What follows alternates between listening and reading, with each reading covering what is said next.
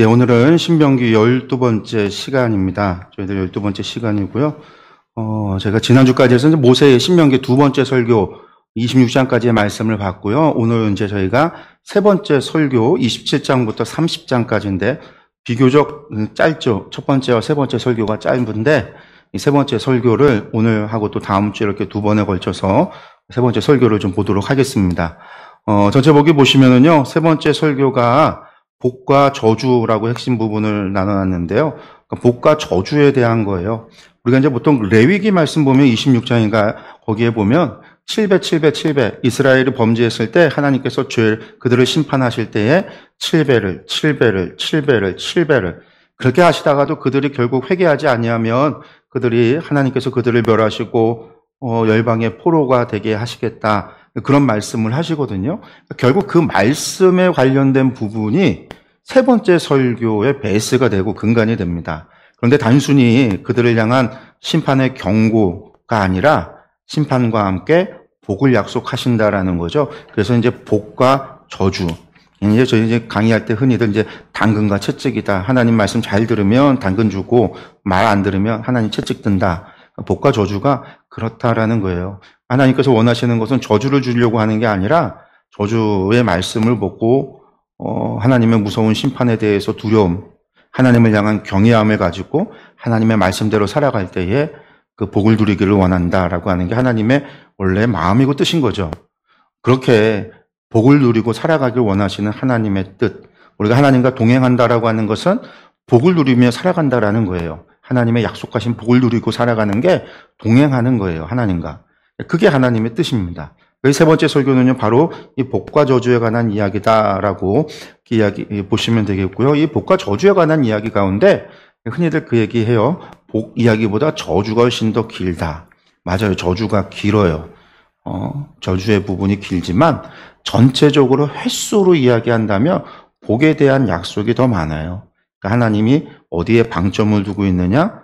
복에. 난 너에게 복 주길 원한다. 이거가 포커스예요. 초점. 그러니까 우리가 이제 여기에 초점을 맞추고 하나님과 동행하는 것은 하나님의 백성으로서 하나님과 함께하는 것은 복을 누리고 사는 삶이다라는 것을 우리가 기억하고 말씀을 봤으면 좋겠습니다. 이 세 번째 설교 내용을 보면요. 그게 세 부분으로 나눠져서 27장에서 28장까지는 세겜에서 맺을 언약과 복과 저주. 그러니까 세겜 땅. 아직 아니에요. 이들은 어디 있냐면 지금 모압 평지에 있거든요. 너희가 약속의 땅에 들어가면 그곳 세겜에 가서 그 세겜에서 에발산과 그리심산에서 복과 저주를 선포하라. 거기에 돌을 기념비를 세워서 하나님의 모든 율법을 기록하라. 이게 이제 하나님의 명령이에요. 세겜에 가서. 그러고 나서 복과 저주를 선포하라라고 하고 난 다음에 이 모압 평지, 그들이 서 있는 그 모압 평지에서 하나님께서 언약을 주세요. 언약과 저주의 이야기했는데 이때 여기는 언약에서 이제 복과 저주라고 했는데 복 받는 길이 무엇인가에 대한 하나님과 언약을 체결하고 복에 대한 이야기가 훨씬 더 많이 나오는 게 두 번째 모압의 이야기입니다. 그러니까 복과 저주를 선포하라고 했지만 모압에서 언약 체결을 할 때는 복에 관한 이야기가 훨씬 주를 이루고 있고 하나님은 지금 그것을 약속하고 있다라는 거. 그게 우리가 이 세 번째 설교에서 놓치지 말아야 되는 그냥 복과 저주 당근과 채찍이 아니라 하나님이 원하시는 것은 우리가 하나님과 동행함으로 하나님이 약속하신 그 복을 우리가 누리고 살아가는 것, 그게 하나님이 원하신다라는 겁니다. 그리고 나서 이제 11절에서 20절이 세 번째 설교의 결론부에 해당한다. 이렇게 세 개로 나눠져서 우리가 살펴볼 수 있습니다. 그래서 이제 이곳 가운데 먼저 오늘 우리가 보는 게 세겜에서 맺을 언약과 이 복과 저주에 관한 말씀인데 이 세겜에서는요, 그리심산과 에발산에서 선포하라고 했어요. 여기가 이제 세겜이라고 하는 도시예요. 오늘날. 그래서 이 왼편에 있는 게 그리심산이고요. 오른쪽에 있는 게 에발산이에요. 그러니까 그리심산과 에발산이 거의 마주보고 있잖아요. 그 마주보는 지점. 그리고 이렇게 펼쳐져 있는 도시가 오늘날의 세겜이라고 하는 곳입니다. 그래서 이 세겜 그리심산의 지파들이 또 반은 에발산에 그리고 그 중간에서 여호수아가 서서 나중에 이제 여호수아를 보면은요, 8장에서 하나님 말씀하신 대로 복과 저주를 선포하고 하나님 앞에 제사를 드리는 이야기가 여호수아에서 보면 나오는데, 이렇게 되어져 있는 이 지역에서 그리심산과 에발산에서 복과 저주를 선포하라고 합니다.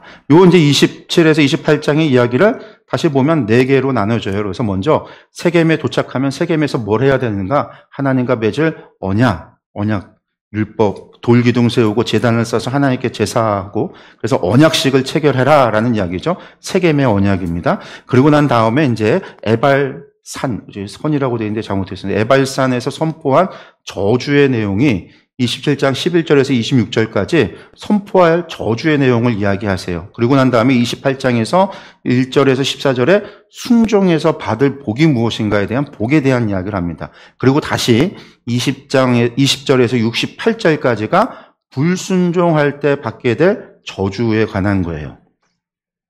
그래서 이 28장만 보면 복은 14절, 14절밖에 안 되고 그리고 불순종 받게 될 저주가 48절. 훨씬 더 많죠. 그러니까 저주가 더 많다. 복보다 저주의 이야기가 많다. 이제 우리가 그렇게 생각을 하고 이야기하는데, 또 27절에도 저주 얘기를 하니까, 근데 포커스는 저주는 죄를 억제하기 위한 거고, 중요한 거는 나는 너희가 복받길 원한다라는 거. 이게 포커스다라는 걸 우리가 생각을 해야 됩니다. 그럼 먼저 이제 세겜에서 맺은 언약에 관한 이야기를 좀 말씀을 보도록 하겠습니다. 여러분들 말씀 보면은요. 우리가 말씀을 좀 보면서 오늘은 27장, 28장 두 장이기 때문에 말씀을 좀 보면서 설명을 드리려고 해요.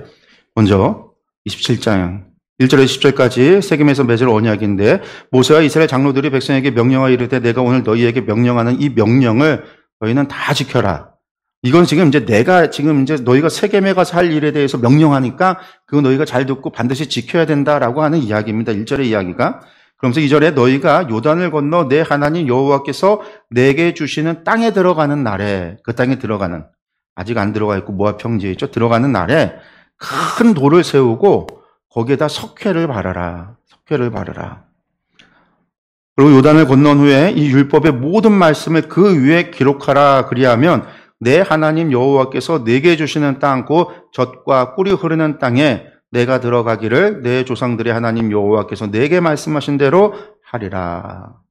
큰 돌을 하나 세워서 석회를 바르라고 했는데 저희가 석회라고 하는 게 히브리어로 시드예요. 원문에 보면 바시드라고 되어 있는데 이 석회라고 번역이 되어 있는데 백색, 당시에 이 석회라고 하는 거, 돌에다 석회를 바른다라는 건 뭐냐면 백색 도료예요. 그러니까 흰색, 오늘날로 치면은요, 석회를 바른다라는 의미는 어떤 의미냐면 흰색 페인트를 칠한다라는 뜻이에요.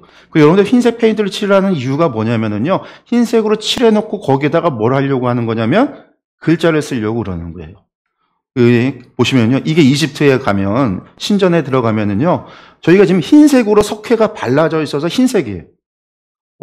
원래가 아니라 다른 데 보면 저게 풍화에서 다 삭게 된 곳을 보면요, 그냥 다 보라색, 누런색으로 되어져 있고 부조가 파여 있는 글자 모양만 있는데 신전 내부 같은 경우에 풍화되지 않은 지역은 여전히 남아 있는데 흰색으로 석회를 발라놓고 그 위에 도료를 사용해서 그림을 그리는 거죠. 당시에는 그림이 아니라 저게 문자잖아요. 저기도 이제 이집트 상형 문자가 지금 써 있는데 글자를 쓰는 거예요. 그래서 자신들의 역사를 기록하거나 신화를 기록하거나 그런 걸 기록할 때 신전의 벽에다가 흰색 도료를 칠해서 글자를 쓰는 거예요. 지금 이제 하나님께서 명하신 거는 돌에다가 이걸 새겨갖고 깎아서 새겨갖고 글자를 쓰라는 얘기가 아니라 석회 발라서 거기다가 이게 하라라는 거죠. 애굽에서 너희가 많이 해왔던 것들. 물론 애굽으로부터 이 카도시이지만 기술적인 부분은 이 사람들에게 지금 현재 당시에 종이가 있는 것도 아니고 펜이 있는 것도 아니고 개발되지 않았던 시대거든요. 그러니까 이 시대에 할 수 있는 것이 가지고 있었던 기술이 이런 것들이 그들의 쓰는 방식이었기 때문에 무엇인가 기록을 남기는 방법은 이런 방법이었기 때문에 이걸 명한 거예요. 그렇지 않으면 돌을 쫙 갖고서 만들면은요, 그게 얼마나 많은 율법을 다 기록하는데 어려움이 있으니까 큰 돌에다가 석회를 발라서 기록하라. 하나님과 말씀하신 거죠.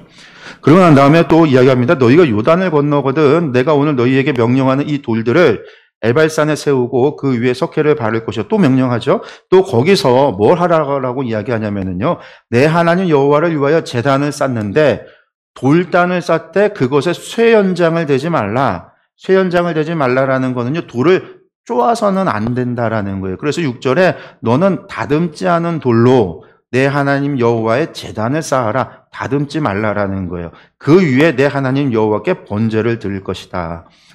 왜 이런 얘기를 하셨냐면요. 종교적인 제단이 이집트에서 이스라엘 사람들이 봤던 종교적인 제단들은요. 전부 다 돌로 쪼아서 아주 멋들어지게 만들어 놓은 조형물들이었기 때문에 그래요. 우리가 잘 아는 이집트의 신전들, 이게 아부다비, 아부신벨 대신전, 람세스가 만든 아부신벨 대신전인데 지금은 저렇게 색깔이 칼라가 아닌데 저 칼라를 복원한 그림이거든요. 당시에는 저렇게 석회를 발라서 색을 입혀서 저렇게 만들어놨는데 저게 돌로 쪼아서 만든 거예요. 저 암석을 큰 산을 갖다가 쪼아갖고 만들어서 들어간 거예요. 저게 신전이에요. 하나님은 하나님의 신전을 이집트에서 만든 저러한 신전의 형태로 만들지 말라라는 거죠. 이집트의 제단의 모양이 이렇게 되어 있어요. 저런 제단들이 있었단 말이에요. 저기 제단 옆에도 보면은요, 글자가 다 새겨져 있어요. 부조로. 돌로 다, 저게 자연석이 아니라 돌로 쪼고 깎은 다음에 거기다 글자를 새겨서 제단을 만드는 거예요.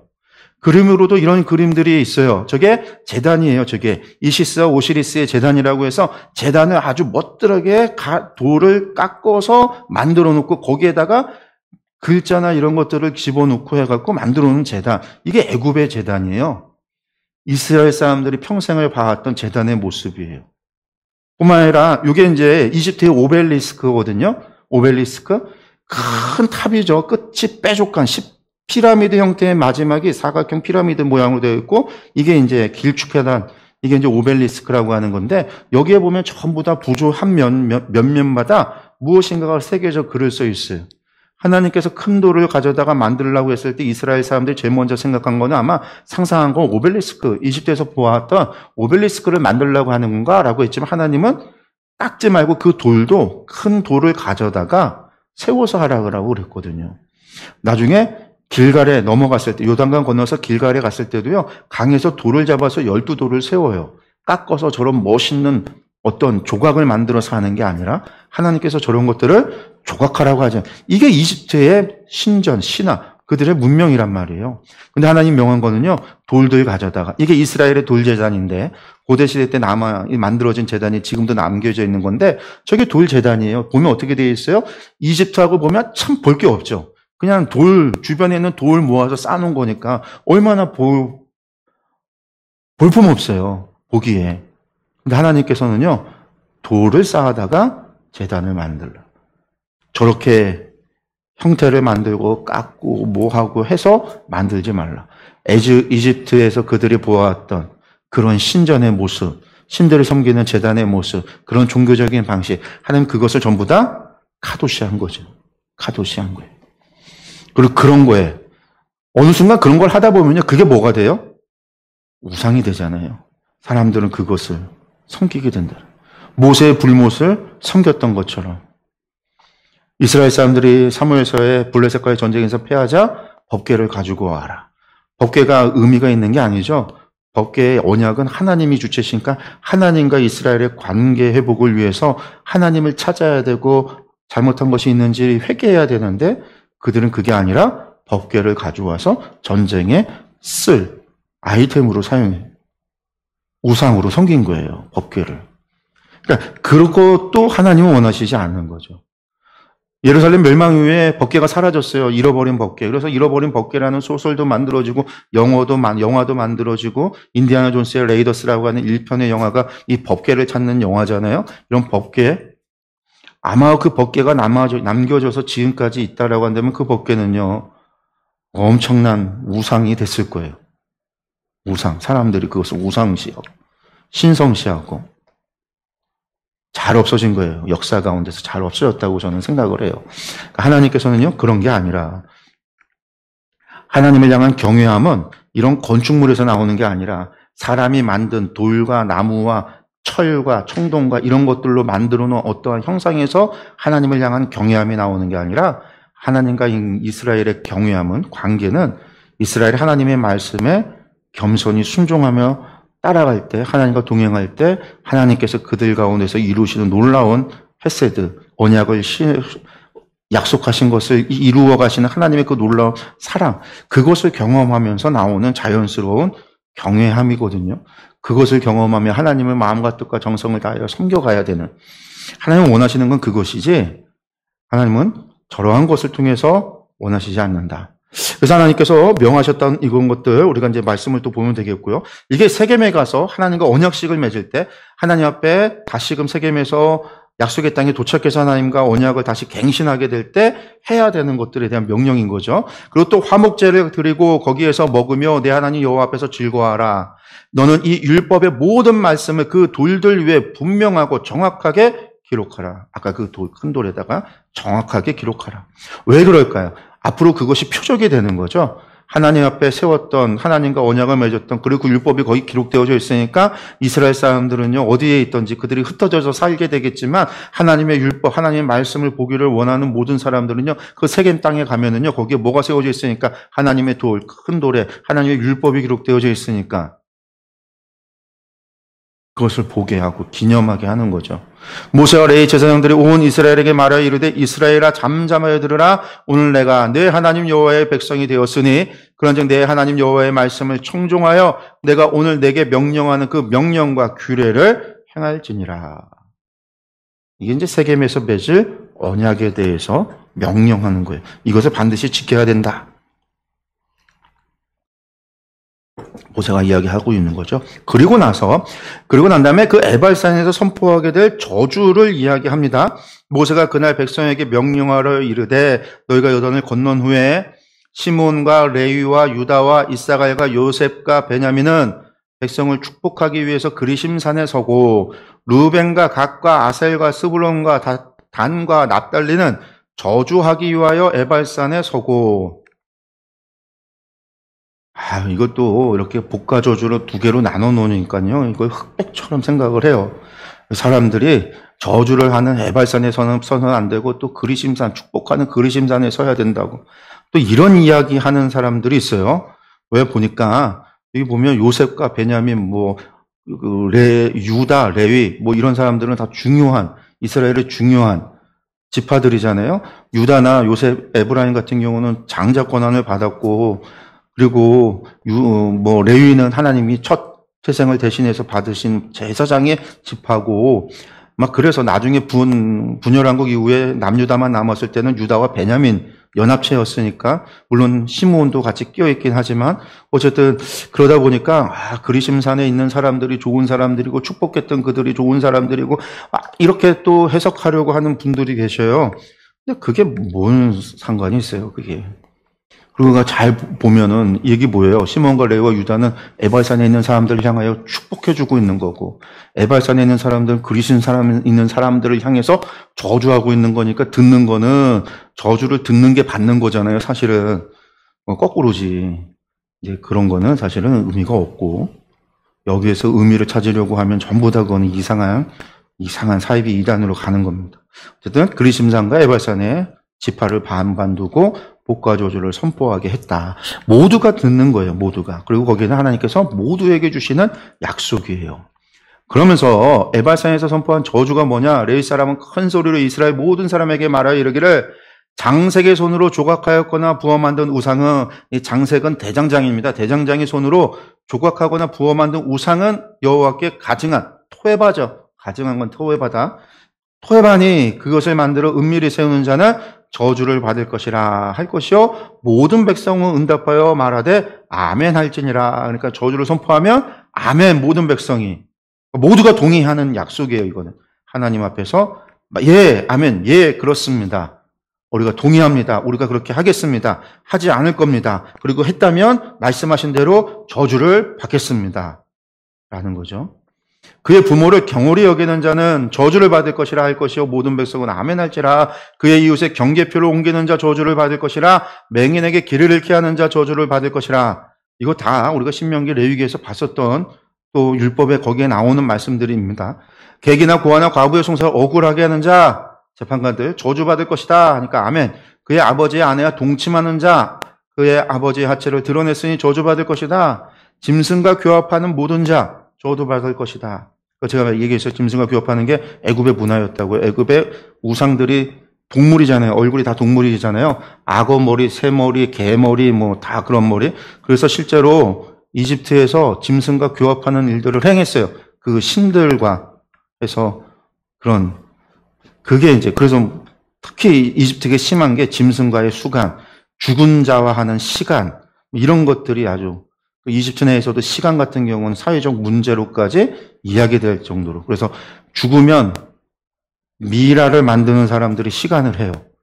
그러니까 아름다운 여인이 죽으면 그래서 일부러 죽으면 썩을 때까지 내버려뒀다가 미라로 만들고 하는 일들이 있었다라고 기록에 남아있죠. 어쨌든 이런 것들이 전부 애굽에서 해왔던 것들이에요. 지금 그런 것들에 대해서 이야기를 하는 거예요. 그의 자매고 그의 아버지의 딸이나 어머니의 딸과 동침하는 자, 장모와 동침하는 자 전부 다 저주를 받을 거예요. 그의 이웃을 암살하는 자 저주받을 것이다. 무죄한 자를 죽이려고 뇌물 받는 자 저주받을 것이다. 이 율법의 말씀을 실행하지 않으려는 자 여기서 율법은 히브리어로 토라라고 되어져 있어요. 모세오경 전체에 토라의 말씀을 실행하지 않는 자도 저주받을 것이다. 그러니까 25절까지는요, 구체적인 것들이 이스라엘의 사실 레위기에서 반드시 죽여야 되는 죄라고 나왔던, 언급되어졌던 죄들, 신명기에서도 또 중요하게 여겨졌던 율법들, 신명기 두 번째 설교에서 나왔던 율법들, 경홀히 여기지 말라, 부모를 경홀히 여기지 말라라는 것이나 경계표를 옮기지 말라거나 이런 것들에 대한 것들을 언급했지만 결국 26절에 그 외 모든 율법에 기록된 모든 거 안 지키면 다 저주받는다. 거기에 백성들이 뭐 하라고요?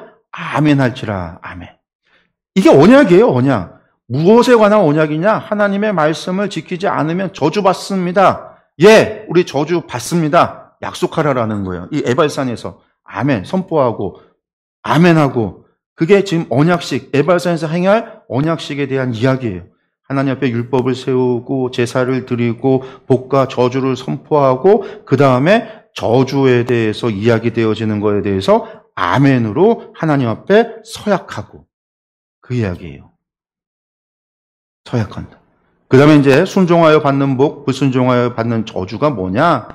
이게 이제 한마디로 말해서 복과 저주 선포되어지는 이야기들이죠. 28장 1절에서 4절이 순종하면 받는 것들입니다. 내가 내 하나님 여호와의 말씀을 삼가 듣고 내가 오늘 내게 명령하는 그의 모든 명령을 지켜 행하면 조건이 하나님이 주시는 복의 조건은 복은 그냥 주어지는 것이 아니라 조건이 있다라는 거. 우리가 이것을 기억을 해야 돼요. 하나님께서 기브앤테이크 한다라는 이야기가 아니라 조건이 있다라는 거예요. 하나님의 은혜가 하나님의 십자가의 은혜와 하나님의 사랑이 무조건적으로 우리가 대가 없이 우리에게 주어진다라고 이야기합니다. 맞아요. 대가 없이 주어지는 것이기도 하지만 어떤 거는 하나님께서 조건을 건 것이 있어요. 하나님의 명령과 규례와 법들을 지켜 행할 때 하나님께서 우리에게 복을 주신다라고 하는 복에 있어서는요. 조건이 있다라는 거예요. 우리가 인생을 살아가면서 복받는 인생이 되기 위해서는요. 하나님이 달아놓으신 그 조건을 충족하고 살아가야 돼요. 물론 그 복이 우리가 생각하는 이 땅에서의 복, 물질적인 풍요와 건강의 강건함과 긴 수명과 자녀들이 잘 되고 가정이 화목하고 하는 복, 우리가 상상하는 좋은 복이라고 하는 게 그것으로만 국한될 수는 없죠. 왜냐하면 하나님이 우리에게 복을 줘서 고난을 주실 수가 있거든요. 욥기에서 나오잖아요. 생명 주기 위해서 욥에게 뭘 줬다? 고난을 줬다. 그게 엘리후의 이야기였단 말이에요. 하나님은 생명을 주기 위해서 우리를 스올에 내리기도 하신다라는 거예요. 고난을 주시기도 하신다라는 거예요. 그리고 우리가 그리스도의 길을 따라가고로 말미암아 주님의 사역에 동참하기 위해서 그리스도에 남겨진 고난에 동참함으로 말미암아 물질적이고 세속적인 복을 버리고 고난을 나아갈 수 있어요. 그러니까 고난이라고 하는 게 우리에게 주어지는 복이 우리가 생각하는 세속적인 그런 복만으로 생각할 수 없는 거예요. 어쨌든 그 명령은 규례와 명령을 지켜내갈 때 하나님 복 주신다라는 거죠. 그래서 내가 내 하나님 여호와의 말씀을 청종하면 이 모든 복이 내게 임한다. 그 모든 복이 뭐냐? 읽겠습니다. 서급에서도 복을 받고 들에서도 복을 받을 것이며 내 몸의 자녀와 내 토지의 소산과 내 짐승의 새끼와 소와 양의 새끼가 복을 받을 것이며 내 광주리와 떡반죽 그릇이 복을 받을 것이며 내가 들어와도 복을 받고 나가도 복을 받을 것이니라.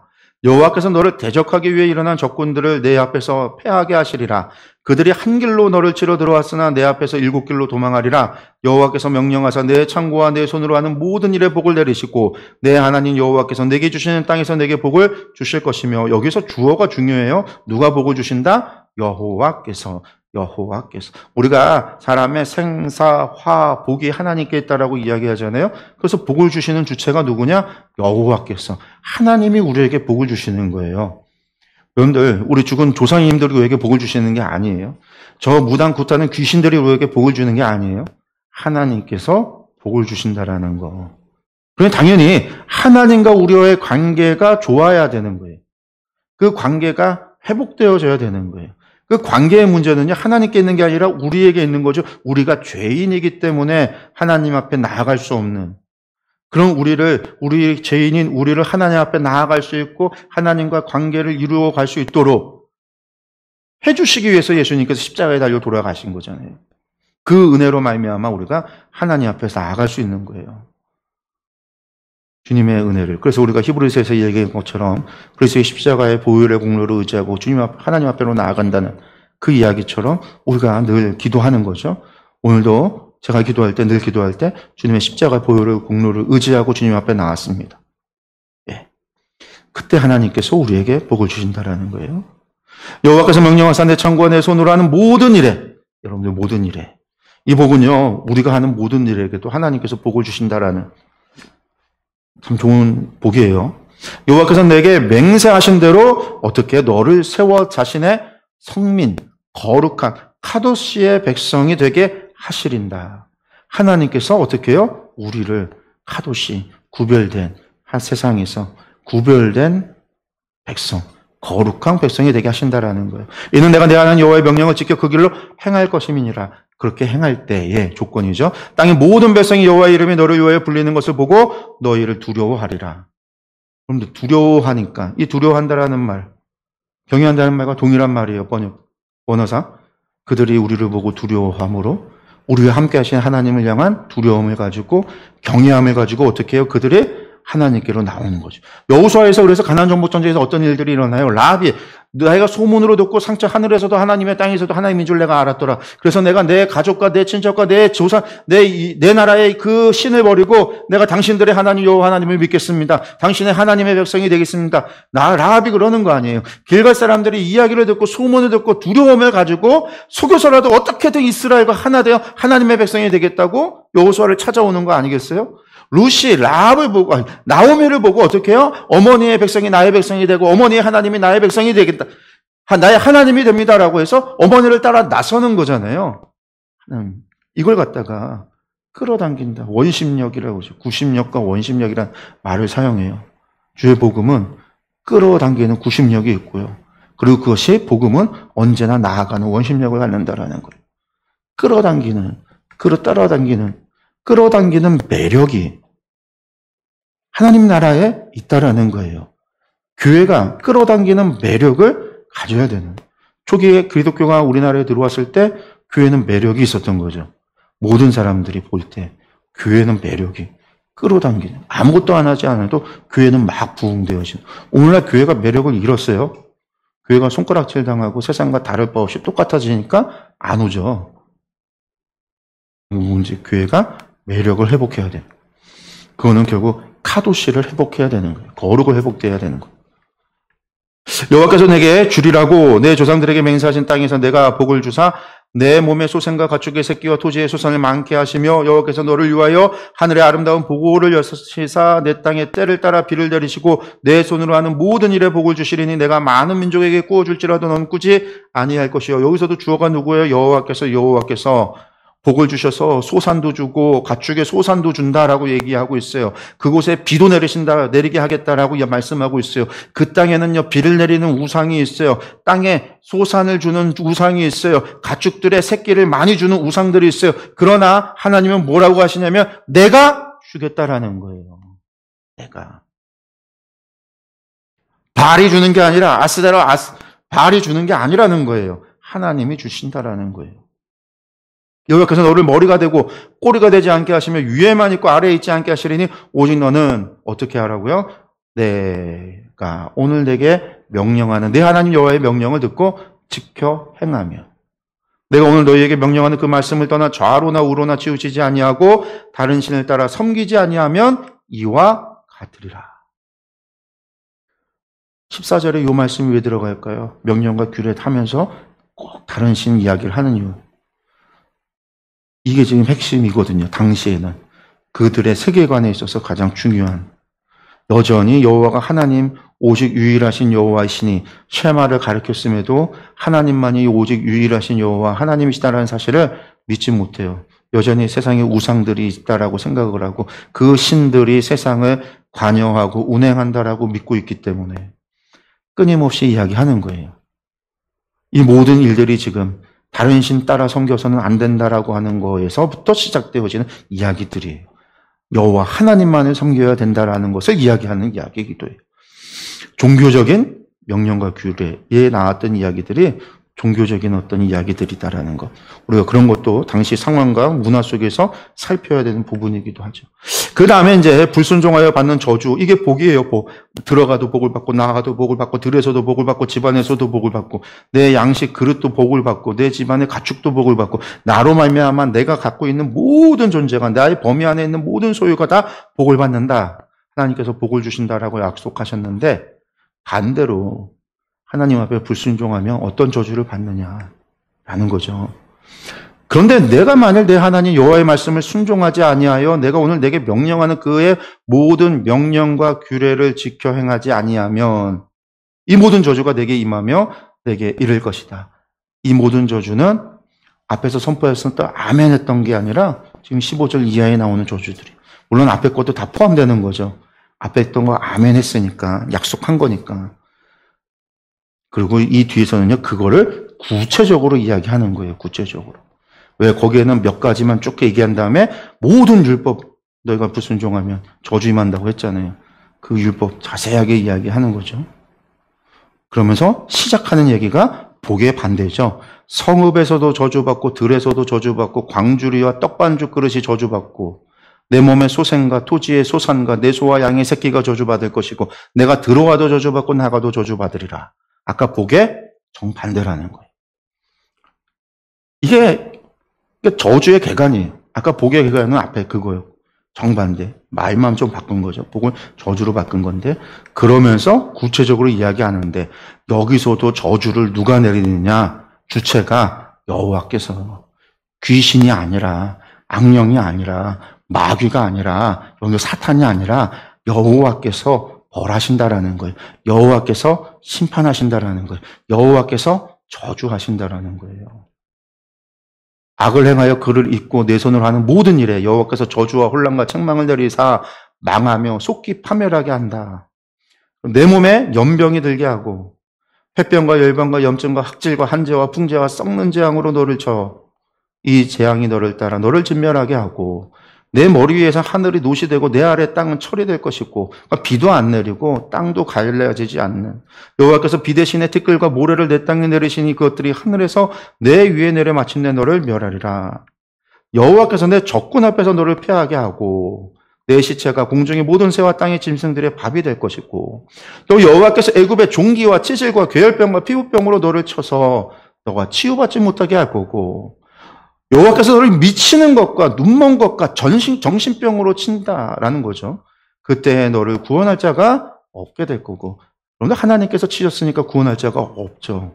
그래서 나중에 욥기를 보면 욥이 그 얘기예요. 이 화살을 하나님께서 치셨는데 하나님께서 쏘셨는데 하나님께서 나를 치셨는데 누가 나를 구원할꼬? 누가 나를 이게 하나님께로부터 온 재앙이요 하나님께로부터 온 심판인데 누가 나를 구원할까? 이게 욥이 가지고 있는 절망이에요.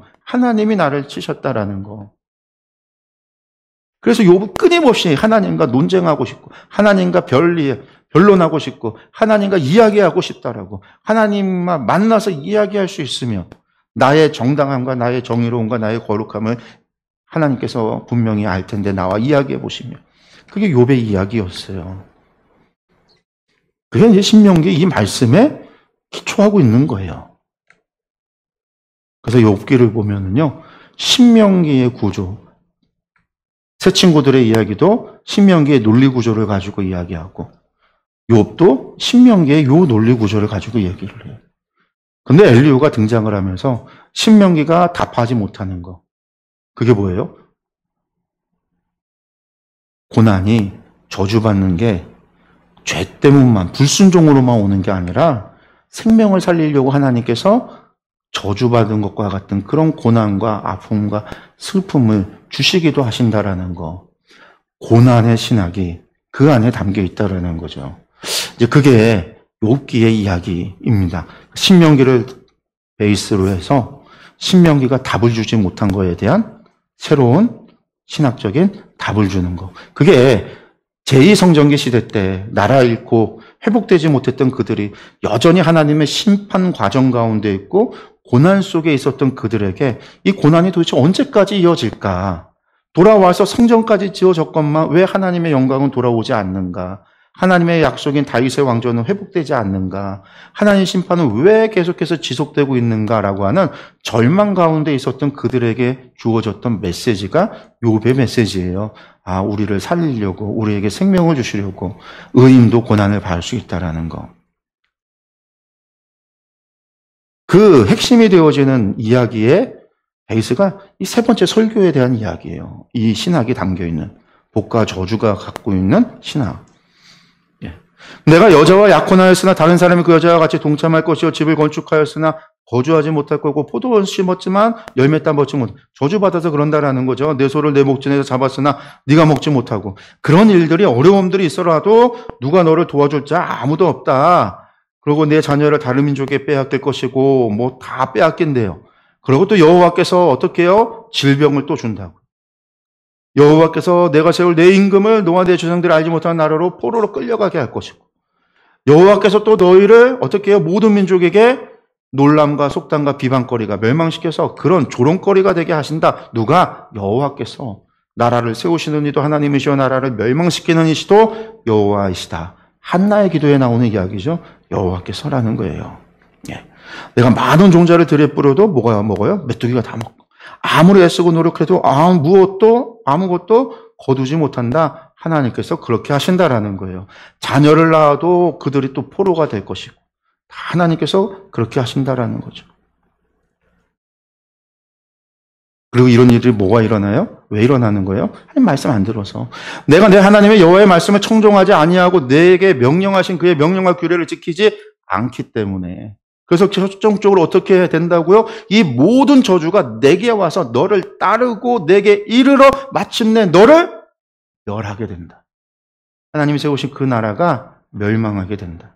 그리고 이 모든 저주가 너와 내 자손에게 영원히 표징과 훈계가 된다. 표적이 된다라는 거예요. 근데 이스라엘의 멸망이 표적이라는 거예요. 하나님 말씀 안 들으면 결국은 하나님의 백성이라고 하는 이스라엘이 멸망한 것이 표적이 된다라는 거예요. 우리를 향한 하나님의 메시지예요. 우리를 향한, 오늘날의 교회를 향한 메시지예요. 교회가 카도시를 잃었을 때 이스라엘이 멸망함과 같이 하나님의 이름을 두신다고 했던 그 성전이 멸망했던 것 같이 그것이 표적인 것처럼 우리가 멸망당한다라고 하는 표적이에요. 훈계라는 거예요. 오늘 교회가 이 말씀 앞에 겸손해야 되는 거죠. 내가 모든 것이 풍족하여도 기쁨과 즐거운 마음으로 내 하나님 여호와를 섬기지 아니함으로 말미암아. 이게 신명기에 또 중요한 거죠. 모든 것이 풍족해도 여러분들 하나님 말씀을 그냥 억지로 형식적으로 하는 거 하나님 안 받는다고 그랬잖아요. 신명기 신학에 중요한 게 뭐라고 그랬어요? 마음을 다하고 뜻을 다하는 거 그게 중요하다고 그랬잖아요. 형식이 중요한 게 아니라 그 형식 안에 내 마음과 뜻을 담아야 된다라고요. 47조도 마찬가지예요. 기쁨과 즐거운 마음으로 하나님 섬기지 않으면 기쁨과 즐거운 마음으로 하나님 말씀에 순종하지 아니하면 저주가 임한다라는 거예요. 하나님은 그 형식을 받지 않는다라는 거죠. 그 신약의 바리새인들 형식을 하나님 보시고 그 마음의 중심에 하나님에 대한 사랑도 없고 율법도 몰라서 예수님께서 그리스도이심을 보여주셔도 표적을 보여줘도 믿지 않았던 그들을 향하여 화 있을진저 독사의 자식들아 회칠한 무덤과 같다. 예수님께서 계속해서 그들을 저주하셨잖아요. 그 여호와께서 멀리 땅끝에서 한 민족을 독수리가 날아오는 것 같이 너를 치러 오게 하시리니 이미 신명기에서 예언해 놓은 거죠. 이스라엘의 멸망에 대해서 한 나라를 들어서 그 나라가 누구예요? 바벨론이죠. 바벨론. 그래서 어떻게 돼요? 나라가 멸망하게 돼요. 그들은 유혹모가 흉악한 민족이라 노인도 보살피지 않고요. 유아를 불쌍히도 여기지 않아요. 다 죽여요. 내 가축의 새끼와 토지의 소산을 먹어서 마침내 너를 멸망시키고 곡식이나 포도주나 기름이나 소의 새끼나 양의 새끼를 너를 위하여 남기지 않고 마침내 너를 멸절. 여기서 너는 이스라엘이죠. 멸절시킨다. 이때 얼마나 끔찍한 일이 있는가. 예언을 하고 있어요. 내가 적군에 에워싸이고 맹렬한 공격을 받아 곤란을 당함으로 내 하나님 여호와께서 내게 주신 자녀고 내 몸의 소생의 살을 먹을 것이라. 자식을 잡아먹게 된다라는 거죠. 얼마나 끔찍한 저주를 하고 있어요. 너희 중에 온유하고 연약한 남자까지도 그의 형제와 그의 품의 아내와 그의 남은 자녀를 미운 눈으로 바라보며 힘없는 자녀들, 자기가 먹는 그 자녀의 살을 그중 누구에게든지 주지 아니하리니 이는 내 적군이 내 모든 서금을 애워싸서 너를 저 곤란하게 함으로 아무것도 그에게 남음이 없는 까닭이라. 자식 새끼 먹어가면서 그 살 주지 않는. 얼마나 끔찍해요? 너희 중에 온유하고 연약한 분이었고 온유하고 연약하여 자기 발바닥으로 땅을 밟아볼지도 아니하던 자라도 부자들, 그래서 땅을 스스로 밟지도 않고 가마 타고 다니던 그들이 할지라도 자기 품의 남편과 자기 자녀를 미운 눈으로 바라보며 저것들 때문에 먹을 것이 없어서 미운 눈으로 바라보면서 자기 다리 사이에서 나온 태와 자기가 낳은 어린 자식을 남몰래 먹으리니. 저주하는 거예요. 얼마나 끔찍한 저주예요. 너희들이 하나님의 말씀과 명령과 규례를 어기게 되면 그런 저주를 받아 그런 어려움과 고난과 아픔을 겪게 되는데 결국 그래도 돌아오지 않고 회개하지 않을 때 결국은 멸망하게 되는데 그 멸망할 때 얼마나 끔찍한 일들이 벌어지느냐라고 하면서 이런 저주의 말씀을 하는 거죠. 그런데 놀라운 거는요. 이 말씀이 그대로 이루어져요. 예루살렘이 멸망했을 때 실제로 이런 일들이 벌어지는 거예요.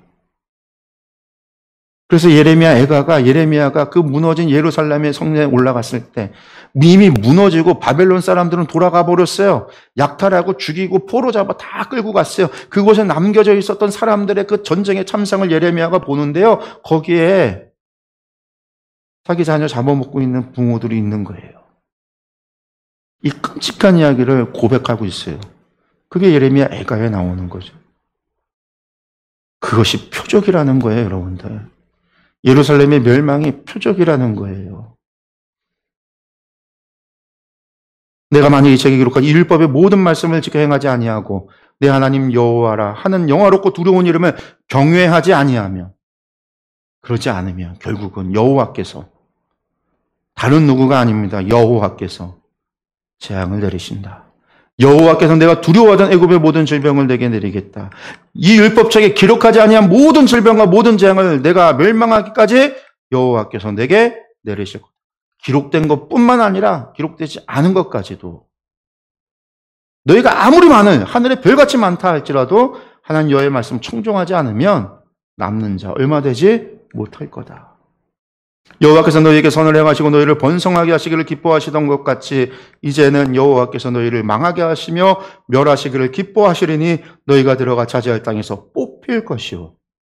여호와께서 너희 땅 이 끝에서 저 끝까지 만민 중에 흩으시리니 내가 그곳에서 너와 내 조상들이 알지 못하던 목석 우상을 섬길 것이라 라는 거죠. 여러분들이 이거는 이제 신명기 첫 번째 설교 4장에 나왔던 말씀 똑같은 뒤에 말씀들은 반복되어지는 거죠. 그렇게 너희가 포로가 되어져서 끌려가게 될 것이다. 라는 이야기로 끝이 나요. 저주의 이야기. 그러니까 신명기의 저주의 이야기를 보면요. 그 분량도 길고요. 그 내용 자체가 끔찍해요. 저주하리라. 그런데 이걸 왜 줬다라고요? 표적이 되게 하고 훈계하기 위해서. 그리고 실제로 하나님 그 일을 해요. 나중에 후대 사람들이 후대의 자손들에게 훈계하기 위해서, 표적으로 삼기 위해서, 죄를 떠나게 하기 위해서. 그리고 저주는 하나님께서 기뻐하시기 때문에 하는 게 아니라 그들로 하여금 죄 짓지 말라고, 하나님을 경외하라고, 하나님의 말씀에서 떠나지 말라고, 좌로도 우로도 치우치지 아니하고 하나님 말씀대로 살아가라고. 그러면 하나님께서 복을 주신다라는 거, 하나님께서 너희와 함께 한다라는 거, 그게 이 말씀의 사실은 원하는 거죠. 하나님께서 원하시는 거. 그게 하나님께서 바라시는 거다.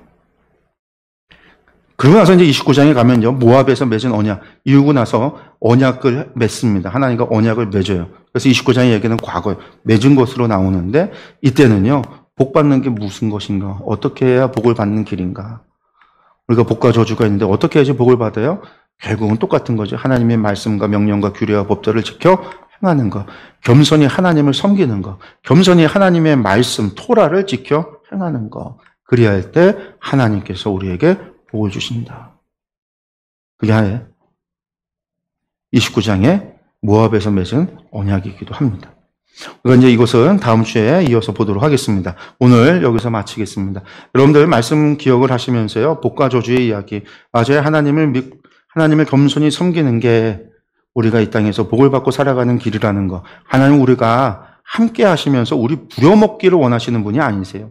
하나님 우리와 함께 하시고 우리에게 복을 주기를 원하세요. 우리가 행하는 모든 일에 복을 주시기를 원하세요. 여러분들 그 하나님 여러분들 기억하시고 오늘의 말씀을 다시 한번 보시면서요. 이 무서운 저주의 이야기도 다시 한번 읽어보시면서 우리가 하나님을 향한 경외함과 하나님 말씀대로 살아가는 일, 그리고 그 말씀이 정말 지키기 어려운가 쉬운가 한번 생각해 볼 필요가 있어요. 어렵지 않아요.